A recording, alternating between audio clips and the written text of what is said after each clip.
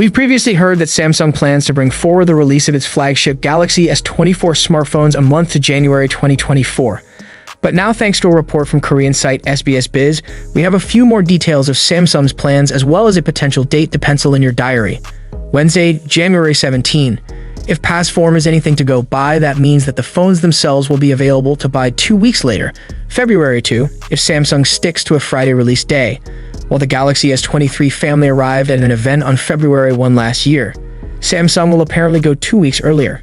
The site adds that once again the unveiling will take place in San Francisco, highlighting the US as Apple's home market, with the suggestion being that it wants to keep the iPhone 15 series in check, as well as make up for sluggish semiconductor sales performance. The 17 January date is about the earliest point that Samsung could sensibly go at.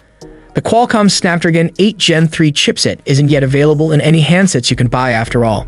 The first is likely to be the Xiaomi 14 and probably in December, but going in this saturated Christmas period is risky and would dampen sales of Samsung's older handsets. Moving into January, the month kicks off at the CES trade show between the 9th and 12th, which could easily see Samsung overshadowed, and the Martin Luther King Jr. holiday falls on January 15. That leaves the 17th as the best early time for Samsung to go.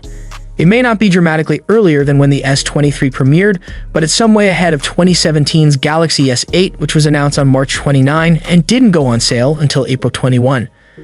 While Samsung has to wait for Qualcomm to plot its next devices, that doesn't necessarily mean your phone will have the Snapdragon 8 Gen 3 chipset. As reported by the Elec, Qualcomm has confirmed it will only power the majority market share, which suggests that Samsung will continue to use Exynos in other regions.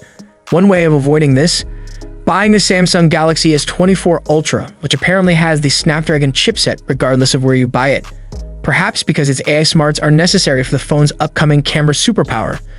With Samsung's Galaxy S24 smartphones making an early appearance in January 2024, we can't help but wonder, will this strategic move to compete with Apple's iPhone 15 series and boost semiconductor sales be a game-changer for Samsung? What are your thoughts on Samsung's decision to unveil its flagship earlier, and do you think it will pay off in the long run?